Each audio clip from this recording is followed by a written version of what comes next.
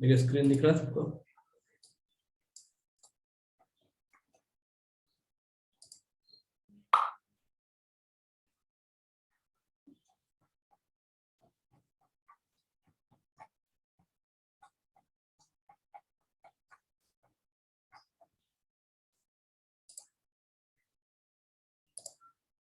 Centrifugation पढ़ाना था ना आप लोगों को।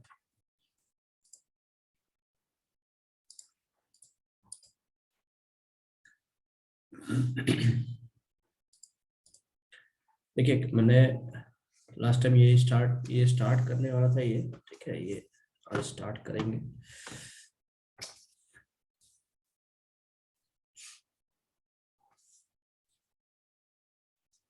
ये सेंट्रीफ्यूगेशन मेथड है क्या?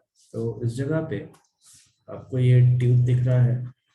बेसिकली होता क्या है कि जो कोलोइडल सॉल्यूशंस हैं या जो सोल पार्टिकल्स हैं, इम्प्योरिटी के साथ जो भी होते हैं, वो यहाँ पे इनको हाई स्पीड से रोटेट किया जाता है। हाई स्पीड रोटेशन यहाँ पे देखने को मिलता है। ठीक, अब ये जो रोटेशन है ये बेसिकली इंडस्ट्री में हम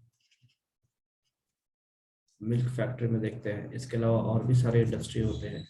मिल्क फैक्ट्री में बेसिकली मैंने जो अपने ट्रेनिंग के टाइप पे देखा था, जो मैं विजिट करता था, तो एक ऐसा डिस्क के जैसा, गमले के जैसा रहता है यहाँ पे। ये जो गमला जैसा है, इसको ये काफी स्पीड में रोटेट करता है। ठीक है, रोटेशन से क्या होता है कि जो भी छाली वाली चीजें हैं, जो छाली जिसमें जमता है, वो साइड हो जाता है इस तरीके से। ठीक है, और जो मिल्क होता है, मिल्क आपका बीचों बीच में रह जाता है, तो उसे सेंट्रीफ्यूगेशन मेथड कहते हैं। एक सेंट्रीफ्यूगेशन मेथड बेसिकली है क्या, तो यहाँ पे सेंट्रीफ्यूगल फोर्स वगैरह यूज होते हैं। सेंट्रीफ्यूगल फोर्स आप सबको पता होगा मेरे ख्याल से। Centrifugal force and centripetal force, जो आपने फिजिक्स में पढ़ा है वही चीज है। तो सेंट्रीफ्यूगल फोर्स के वजह से क्या है कि जो भी चीजें हैं वो इधर साइड में आके चिपक जाती है। ठीक है, तो इस जगह पे ये जो सेंट्रीफ्यूगल ट्यूब, यहाँ जो ट्यूब है सेंट्रीफ्यूगेशन मेथड में, जो इम्प्यूरिटी है, इम्प्यूरिटी इधर आके साइड में चिपक जाता है, और जो सोल पार्टिकल्स है वो यहाँ सोल पार्टिकल्स नीचे डिपॉजिट कर जाता है, नीचे जाके बैठ जाता है। या यूं कहे तो नीचे बैठ नहीं जाता, वो नीचे वाले ये में चला जाता है, सरफेस में चला जाता है। ठीक है, और इस तरीके से आपका इम्प्यूरिटी अलग होता है, और जो आपका सोल पार्टिकल्स है वो अलग होता है। तो बेसिकली इस मेथड में है क्या कि जो ट्यूब है, इस ट्यूब को बहुत स्पीड में रोटेट किया जाता है ताकि सोल पार्टिकल्स और इम्प्यूरिटी को अलग किया जा सके। ठीक है, चलिए एक करके पॉइंट देखते हैं। पॉइंट्स क्या है? तो ultracentrifugation involves the separation of colloidal particles from the impurities by centrifugal force. तो सेंट्रीफ्यूगल फोर्स हमने क्या पढ़ा था कि मान लीजिए कोई ऑब्जेक्ट है जो राउंड राउंड किसी भी साइड में किसी चीज के घूम रहा है, या यूं कहे तो बचपन में हम लोग एक गेम खेलते थे, जैसे ये पत्थर हम लोग बांधते थे एक रस्सी में, छोटे से रस्सी में, और उसे हाथों से घुमाते थे। ठीक है, तो आप देखोगे, आप ऑब्जर्व कर रहे होंगे कि अंदर की ओर एक फोर्स लगता है जिसे हम कहते हैं सेंट्रीपिटल फोर्स। ठीक, इसी को बैलेंस करने के लिए बाहर के साइड में एक फोर्स लगता है इस डायरेक्शन में, जिसे हम कहते हैं सेंट्रीफ्यूगल फोर्स। ठीक है, तो ये जो मेथड है ये सेंट्रीफ्यूगल फोर्स के ऊपर डिपेंड करता है। The impure soul is taken in a tube and the tube is placed in an ultra centrifuge. The tube is rotated at high speed. इस ट्यूब को काफी ज्यादा स्पीड से रोटेट किया जाता है। On account of this, the colloidal particles settle down at the bottom of the tube and the impurities remain in the solution. ठीक है, यहाँ पे देखिए कि सोल पार्टिकल जो है यहाँ नीचे बैठ जा रहे हैं, और इम्प्यूरिटी जो है यहाँ पे ऊपर में सोल्यूशन में ही रह जाते हैं। This solution is termed as centrifugate. ये जो solution है इसे यहाँ पे centrifugate कहा गया है। The settled colloidal particles are removed from the tube and are mixed with an appropriate dispersing medium. अब यहाँ पे जो कोलोइडल पार्टिकल्स है जो नीचे बैठ गया है, इसे निकाल लिया जाता है, अलग कर लिया जाता है और डिस्पर्सन मीडियम में से मिक्स करके एक कोलोइडल सॉल्यूशन तैयार किया जाता है, ठीक है, जो कि प्योर कोलोइडल सॉल्यूशन देखने को यहाँ पे हमको मिलता है।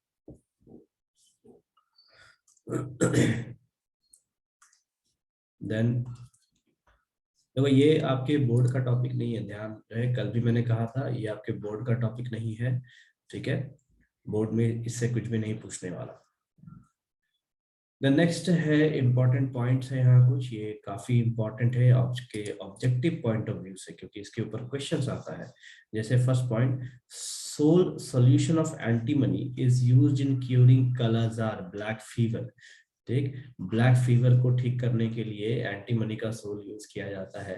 Then solution, sol solution of silver, जिसे अर्गाई रूल कहते हैं, वो आई लोशन के फॉर्म में यूज किया जाता है। आई लोशन कहने का मतलब है आंख के लिए जो दवा आती है उसके लिए।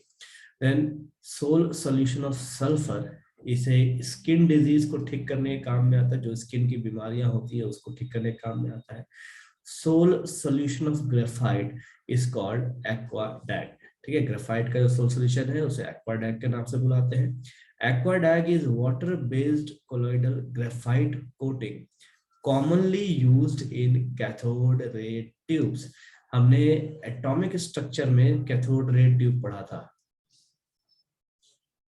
ठीक है, सीआरटीज हमने पढ़ा है वहां पे एटॉमिक स्ट्रक्चर में। तो सीआरटीज का जो ग्राफाइट कोटिंग है वो बेसिकली एक्वाडैग यहाँ पे कहलाता है। Point number 5, the process of dialysis finds application in the purification of blood bye artificial machine when kidney fails. ठीक है, ये मैंने आपको डायलिसिस के प्रोसेस में समझाया था कि जो किडनी का डायलिसिस होता है वो इसी चीज पे डिपेंड करता है। तो ये जितने भी पांचों पॉइंट्स हैं ये बहुत इंपॉर्टेंट पॉइंट है आपके ऑब्जेक्टिव के लिए, और इससे जनरली क्वेश्चंस हमेशा रहता ही रहता है। देन नेक्स्ट है properties of colloids.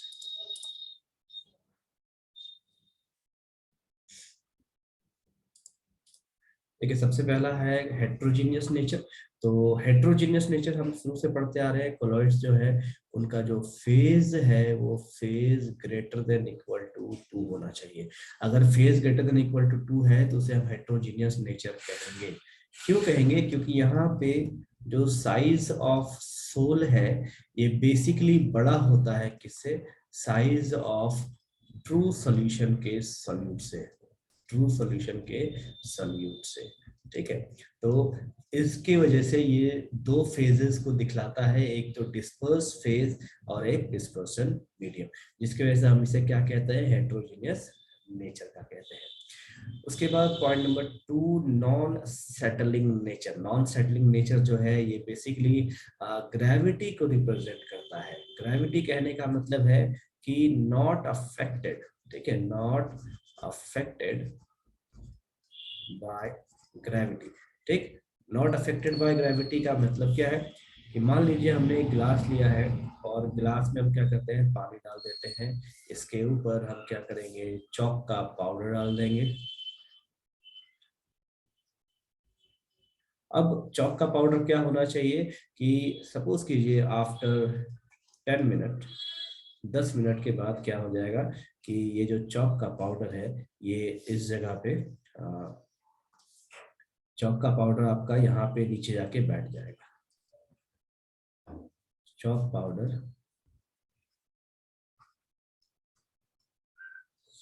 Settles down. ठीक है, तो 10 मिनट के बाद हो सकता है चॉक के पाउडर नीचे जाके बैठ जाए। ठीक, हमारे हिसाब से ऐसा होना चाहिए, लेकिन ऐसा बिल्कुल भी नहीं होता। ठीक, इसीलिए इसे कहते हैं नॉन सेटलिंग नेचर, मतलब ये ग्रेविटी की वजह से नीचे नहीं बैठता। अब जैसे देखो एक सिंपल सा एग्जांपल कि जब कोई गाड़ी, जैसे बाइक है, बाइक रात के समय में चल रही है, इवनिंग या नाइट में आप देख लो, ठीक, तो इसमें क्या होता है कि जनरली जब उसका लाइट है, लाइट फोकस हो रहा है, तो फोकस होने वक्त कैसा है कि आपको उस लाइट के सामने में, ठीक है, जब जहाँ लाइट फोकस हो रहा है वहां पे आपको बहुत सारे पार्टिकल्स उड़ते हुए नाचते हुए इधर से उधर दिखेंगे। तो ये जो पार्टिकल्स है ये बेसिकली लाइट पड़ने पे आपको दिख रहा है। ठीक, तो लाइट जब पड़ता है तो यहाँ पे स्कैटरिंग ऑफ लाइट हमको देखने को मिलता है, जिसे हम टिंडल इफेक्ट कहते हैं। ये स्कैटरिंग लाइट हम आगे पढ़ेंगे इसी में। ठीक है, अब ये जो है ये आपका हवा में जो है इधर से उधर उछल कूद कर रहा है, लेकिन नीचे नहीं बैठ रहा। इसी को कहा जाता है नॉन सेटलिंग नेचर। ये नेचर आप जनरली यहाँ पे भी देखते हैं सिनेमा हॉल्स वगैरह में, जहाँ पे प्रोजेक्टर चलता है। प्रोजेक्टर जहां जहां यूज होता है, देखो आप हम अपने कोचिंग सेंटर में भी देखे हो, जब प्रोजेक्टर चलता है तो प्रोजेक्टर का जो लाइट है वहां पे आप कुछ कुछ डस्ट पार्टिकल्स देखते हैं। कितने लोग हैं आप में से जिन्होंने इस चीज को ऑब्जर्व किया है पहले हमारे अपने कोचिंग में? आप में से कितने लोग हैं जिन्होंने इस चीज को ऑब्जर्व किया था कि कोचिंग में ऐसा होता है? मन्नू, विक्रम और बाकी लोग? विक्की ने किया है, चलो ठीक। ठीक है, देखो आप जब थिएटर जाते हो तो थिएटर में भी आपको ऐसा एग्जाम्पल देखने को मिलता है। वहां का जो प्रोजेक्टर होता है उस प्रोजेक्टर के लाइट में भी आपको ये चीज देखने को मिलेगा। राज ने भी एक्सपीरियंस किया है, चलिए ठीक है, अच्छी बात है। देन थर्ड पॉइंट है हमारा फिल्टरेबिलिटी। फिल्टरेबिलिटी कहने का मतलब है कि नॉर्मल फिल्टर पेपर से ये पास नहीं करेगा। नॉर्मल फिल्टर पेपर से पास नहीं करेगा। ठीक है, तो याद है क्या लिखा है? Colloidal particles readily pass through ordinary filter paper. Readily pass through कहने का मतलब है कि ये पास आसानी से नहीं कर सकते। ठीक है, क्यों? It is because the size of the pores of the filter paper is larger than the size of the colloidal particle. एक सेकंड, मैंने कुछ उल्टा बोल दिया होता है। इसे मैं थोड़ा कलर चेंज कर देता हूँ। रीडली पास करने का मतलब है आसानी से पास कर जाएंगे। ठीक है, ऑर्डिनरी फिल्टर पेपर का जो साइज है, जैसे यहाँ पे जो पोर साइज है, ये पोर साइज बेसिकली बड़ा होता है। ठीक है, किससे? तो सोल पार्टिकल्स के पोर साइज से। इसीलिए आसानी से यहाँ से ये पास हो सकता है। इसे फिल्टरेबिलिटी प्रोसेस कहा गया है। Then point number 4, size of the particles of dispersed phase. Colloidal dispersants generally range in particle size from 1 nanometer to 1000 nanometer in diameter। ये मैंने पहले भी आपको important मार्क कराया था, यहाँ भी मार्क करा रहा हूँ। कोलोइडल सॉल्यूशंस में जो डिस्पर्स फेज है उसका साइज का रेंज दिया गया है। ठीक है, ये रेंज बहुत इंपॉर्टेंट है ऑब्जेक्टिव के लिए। The properties which distinguish them from true solution are mainly due to their larger size। ठीक है, इससे पहले ही मैंने डिस्कस किया कि जो साइज है कोलोइडल सॉल्यूशन का या सोल पार्टिकल का, वो बेसिकली बड़ा होता है किससे? तो ट्रू सॉल्यूशन के पार्टिकल से। देन डिफ्यूजिबिलिटी यहाँ पे रेट ऑफ डिफ्यूजन को डिस्क्राइब करता है। रेट ऑफ डिफ्यूजन मैंने पढ़ाया था आपको, वो डिओड्रेंट वाला एग्जांपल लेके, डिओड्रेंट का, देन साइकिल का जो हवा टायर पंचर होता है उस टाइप का एग्जांपल्स लेके। कहता क्या है? Colloidal suspensions unlike true solutions do not readily diffuse through fine membranes and have a little power of diffusion। तो मेम्ब्रेन हमने पढ़ा है SPM, then ultra filtration membrane हमने पढ़ा है, उसके बाद पार्चमेंट मेम्ब्रेन हमने पढ़ा है। ठीक है, ये जो भी है, तो कहता क्या है कि जो रेट ऑफ डिफ्यूजन है, मतलब इस मेम्ब्रेन से जो सॉल्ट पार्टिकल्स निकलने की जो स्पीड है वो बहुत कम होती है। क्यों? क्योंकि इनका जो साइज है वो साइज काफी बड़ा होता है, इस वजह से, due to the larger size of colloidal particles. Then next है कलर। कलर जो है ये साइज के ऊपर डिपेंड करता है कि किसका क्या साइज होगा, किसका क्या शेप होगा, और उसके ऊपर किसका क्या कलर होगा। ठीक है, तो यहाँ पे हर चीज आपको याद नहीं करना, जो मैं मार्क कर रहा हूँ वो आपको याद करना है सिर्फ। यहाँ से लेकर के सिर्फ यहाँ तक आपने नोट्स में लिखेंगे, इसको आपको याद करने की जरूरत नहीं है। ठीक है, कहता क्या है, the colour of the sol is not always the same as the colour of the substance in the bulk. The color of the colloidal solution changes as the size and shape of the particle changes. जैसे जैसे size shape बदलेगा वैसे वैसे colloidal solution का भी colour बदलता चला जाएगा. Point number 7, shape of the colloidal particles. Different sol particles have different shapes. देखो ये पॉइंट को मैं वीवीआई मार्क कर रहा हूँ और इसके ऊपर कुछ क्वेश्चंस लिख रहा हूँ. जैसे example, for example, red gold soul, silver soul, platinum soul, As2S3 soul has spherical particles, whereas FeOH3 soul and blue gold soul have disc or platelet-like particles. और तीसरा point, rod-like particles appear in V2O5 soul. ठीक है, अब यहाँ से question क्या पूछेगा वो मैं लिख रहा हूँ. क्वेश्चन देखो ये इधर ही कहीं ऐड कर रहे हैं, यहीं पे ऐड कर दे रहा हूं. What is the shape of V2O5 sol particles. ठीक है, और रेड गोल्ड और नहीं ऐड करके लिखते हैं, और नहीं ऐड. ठीक है, ब्लू गोल्ड इस टाइप से. ठीक है, तो आपका आंसर क्या आएगा, रॉड लाइक पार्टिकल्स या फिर आपका स्फेरिकल पार्टिकल्स या फिर आपका प्लेटलेट पार्टिकल्स. ठीक है, ये आपके बेसिकली आंसर क्वेश्चन इस टाइप से इस पॉइंट से स्पेशली पूछा जाता है. ठीक है, ये काफी इंपॉर्टेंट पॉइंट है. देन नेक्स्ट पॉइंट है विजिबिलिटी.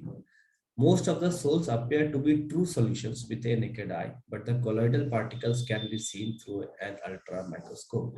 ठीक है, जैसे दूध को आप देख लीजिए, दूध हम पढ़ते हैं कोलॉइड्स के, लेकिन वो दिखता कैसा है, सॉल्यूशन के जैसा.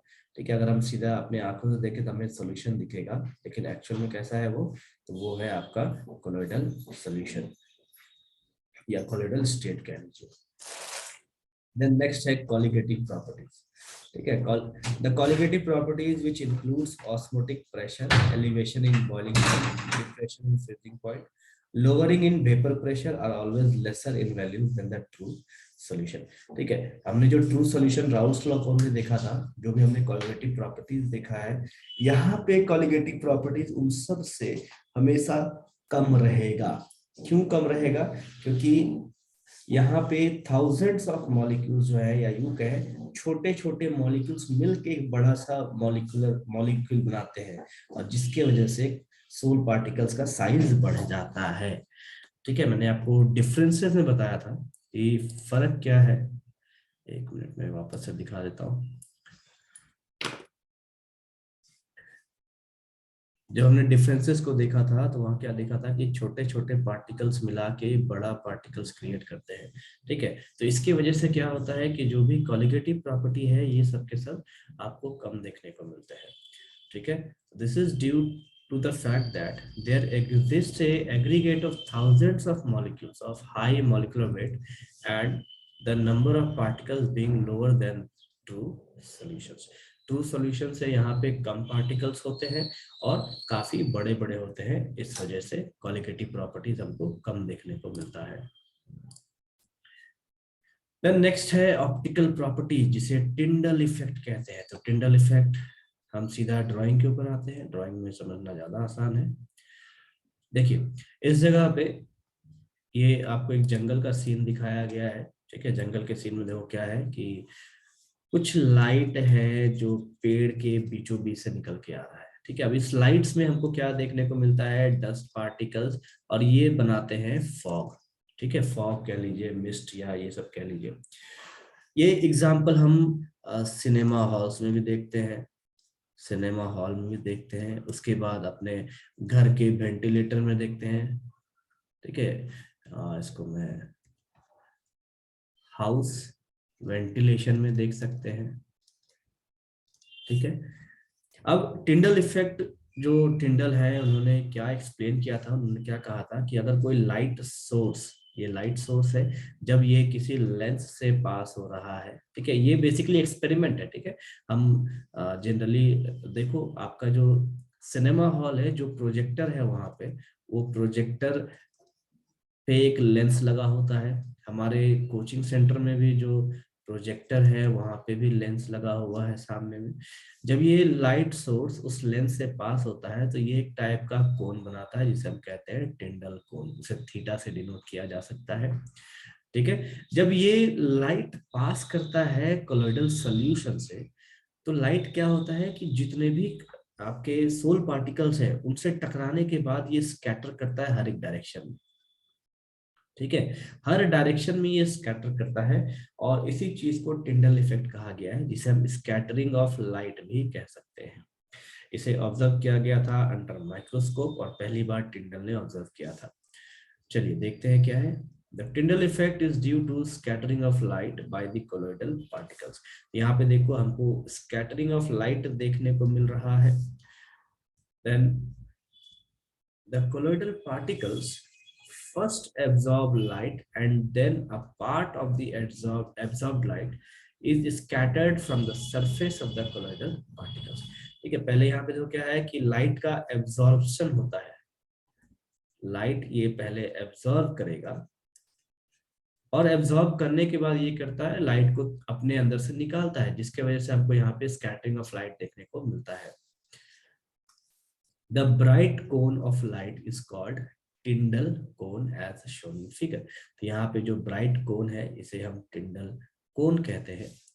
Larger size of dispersed phase particles shows more scattering। Lyophobic sols shows more scattering। ठीक है, लायोफोबिक सोल जो होते हैं वो ज्यादा टिंडल इफेक्ट दिखलाते हैं। तो इसके लिए मैं एक पॉइंट ऐड कर रहा हूं यहाँ पे कि solvent repellent shows more Tyndall effect। ठीक है, ये एक इंपॉर्टेंट पॉइंट है जो यहाँ पे मैं ऐड कर रहा हूँ। तो टिंडल इफेक्ट आपको जनरली हर जगह देखने को मिल जाएगा। अपने घर में अगर आप घर पे क्या कर सकते हो, जैसे अभी बहुतों घर में बोर्ड से जलता होगा, ठीक है, आपको हल्का धुआं उठता है, आप क्या कीजिए रूम का लाइट ऑफ कर दिए, लाइट ऑफ करने के बाद आप उस धुएं पे देखो, टॉर्च को मारो, टॉर्च की लाइट को जलाओ या मोबाइल के टॉर्च को जलाओ, तो आपको उस जगह पे टिंडल इफेक्ट देखने को मिल जाएगा। ठीक है, अब यहाँ पे देखिए टिंडल इफेक्ट में हमको एक और चीज दिखता है, वो है ब्राउनियन मोशन। ठीक है, ब्राउनियन मोशन डिस्कस करने से पहले हम कुछ एग्जांपल्स देख लेते हैं कि टिंडल इफेक्ट कहाँ कहाँ देख सकते हैं। पहला, blue colour of sky and sea water. आसमान जो हमारा ब्लू दिखता है वो टिंडल इफेक्ट है। समंदर का पानी जो ब्लू दिखता है वो टिंडल इफेक्ट है। क्यों? Since blue light has a shorter wavelength when compared to red light, it is scattered to a greater extent. Blue light ज्यादा स्कैटर होता है, रेड लाइट कम स्कैटर होता है। Visibility of tails of comets. Comets मतलब टूटता हुआ तारा, जो हम कहते हैं कि आसमान में टूटता हुआ तारा दिख रहा है, उसका पूछ दिखता है, ठीक है, वो आपके यहाँ पे एक्सप्लेन करता है। देन ट्विंकलिंग ऑफ स्टार्स, तारों का चमकना, टिमटिमाना। Visibility of projector path and circus light. Projector का जो लाइट का पाथ है उसमें आप टिंडल इफेक्ट देख सकते हैं। सर्कस का जो लाइट है उसमें टिंडल इफेक्ट देख सकते हैं। सिनेमा हॉल का जो लाइट है वहां आप देख सकते हैं। ठीक है, नेक्स्ट है काइनेटिक प्रॉपर्टी। इससे पहले हमने टिंडल इफेक्ट ऑप्टिकल प्रॉपर्टी में आता है, और next kinetic property Brownian motion. Brownian motion है क्या, तो इसे मैं वापस टिंडल इफेक्ट में लेके आता हूँ। देखिए इस जगह पे होता क्या है कि जब लाइट इस पे पड़ता है, या यूं कहे, देखिए ये एग्जांपल वापस से कंसिडर करते हैं। मान लीजिए कोई एक बाइक है जो रोड पे चल रही है, ठीक, आप उसके लाइट को देखिए रात को, तो क्या होगा कि आपको वहां पे यहाँ पे डस्ट पार्टिकल्स बहुत ऐसे उड़ते हुए दिखेंगे। ठीक है, अब आप उसको गौर से अगर देखते हैं, थोड़ी देर ऑब्जर्व करते हैं, तो जो डस्ट पार्टिकल्स है वो डस्ट पार्टिकल्स काफी ज्यादा मूव करता है। ठीक है, उसमें मूवमेंट बहुत होता है। इस मूवमेंट को हम कहते हैं मोशन। इस जगह पे इस मूवमेंट को मोशन कहा गया है। एक मिनट, इस जगह पे मूवमेंट को मोशन कहा गया है, और इसे पहली बार ब्राउनियन ने समझाया था, तो इसे ब्राउनियन मोशन या ब्राउनियन मूवमेंट कहते हैं। क्यों होता है ऐसा? तो जो लाइट है, अब हम सबको पता है कि लाइट जो है ये एक वेव नेचर को रिप्रेजेंट करता है, क्योंकि इसमें काइनेटिक एनर्जी है, मोमेंटम है। ठीक है, ये जब पार्टिकल से टकराता है, तो टकराने से क्या होता है कि एनर्जी ट्रांसफर होता है। ठीक है, ध्यान से सुनिए, एनर्जी यहाँ से ट्रांसफर होता है, और इस ट्रांसफरेंस ऑफ एनर्जी की वजह से हमको यहाँ पे एक मूवमेंट देखने को मिलता है। इसी को ब्राउनियन मोशन कहा गया है। ठीक है, तो चलिए वापस से हम सभी पॉइंट्स को देखते हैं।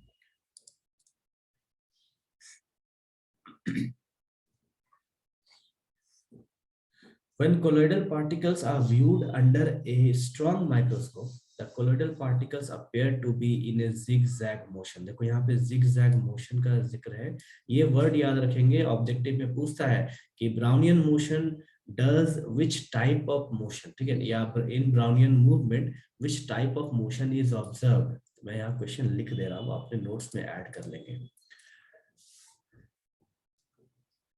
In Brownian motion, which type of movement is observed। ठीक है, तो आंसर है आपका zigzag मोशन। ठीक है, zigzag मोशन कहने का मतलब है कि इनका कोई फिक्स्ड मोशन नहीं है। देखिए यहाँ से पार्टिकल इधर गया, इधर से इधर चला गया, इधर से इधर चला गया, इधर से इधर चला गया, इधर से इधर, इधर से इधर, जिसको जहां मन कर रहा है वो उधर जा रहा है। इसी को यहाँ पे zigzag मोशन कहा गया है। This happens due to the unbalanced bombardment of the particles by the molecules of the dispersion medium। तो मैंने बाइक का एग्जांपल दिया था, बाइक का जो लाइट है, लाइट आपका डीएम है, और जो डस्ट है वो डस्ट आपका डीपी है। ठीक है, तो इस लाइट के वजह से, लाइट का जो काइनेटिक एनर्जी है या वेव नेचर है, वो जब डस्ट पे पड़ता है तो उसमें हमको मूवमेंट देखने को मिलता है। इसी को यहाँ पे बोम्बार्डमेंट कहा गया है। लाइट जब उस पर पड़ रहा है तो एक छोटा सा धमाका, आप कह सकते हैं, छोटा सा धमाका करता है, उसके ऊपर एनर्जी का ट्रांसफरेंस करता है, जिसके वजह से हमको वहां पे मोशन देखने को मिलता है। The property was first observed by Robert Brown and is commonly known as Brownian motion। ठीक है, चलो मैं टॉपिक एक करके दिखा रहा हूँ, जो भी पढ़े हैं हम लोग, कोई डाउट है तो यहाँ तक पूछ लीजिए। ठीक है, आज यहीं तक रखेंगे, नहीं तो ज्यादा हो जाता है ऑनलाइन में।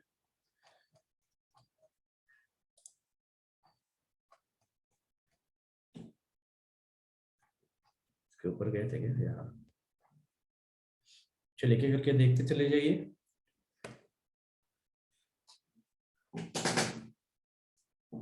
हो जाए तो ओके लिखिए, फिर मैं अगला टॉपिक दिखाऊंगा।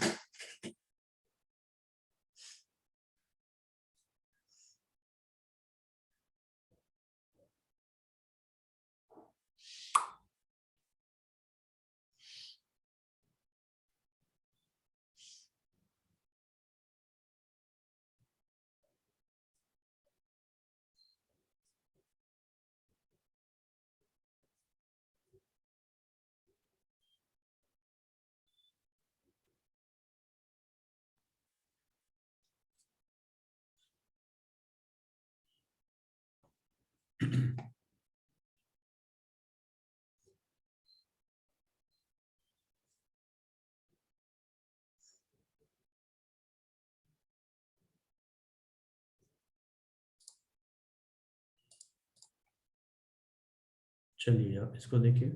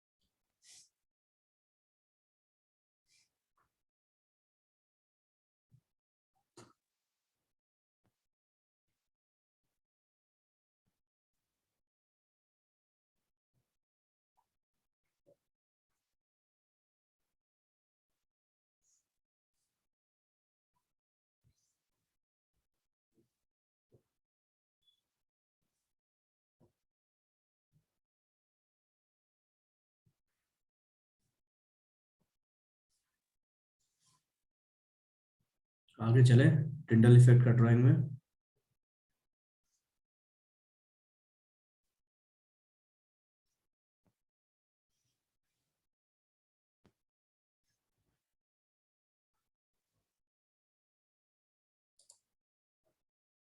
ठीक, देखिए जो भी प्रोसेस हम पढ़ रहे हैं ना, डायलिसिस या इलेक्ट्रोडायलिसिस या टिंडल इफेक्ट वगैरह जो भी, तो ये सबका ड्राइंग बहुत इंपॉर्टेंट है। ठीक है, ड्राइंग कंपलसरी, लिखो कम, ड्राइंग ज्यादा बनाएंगे तो आपको नंबर पूरा मिलेगा।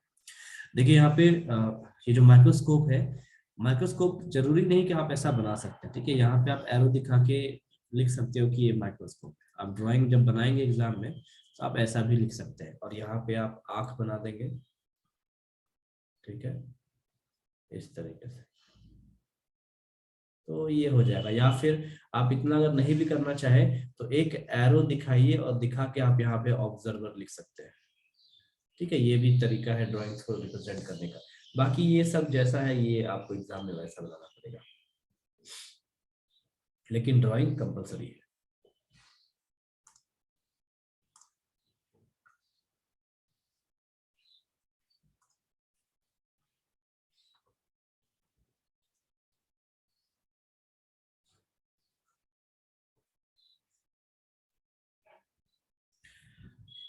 देखिए कटने के लेस देन 1 मिनट बचा है, कट जाएगा क्लास। ठीक है, ऑटोमेटिकली।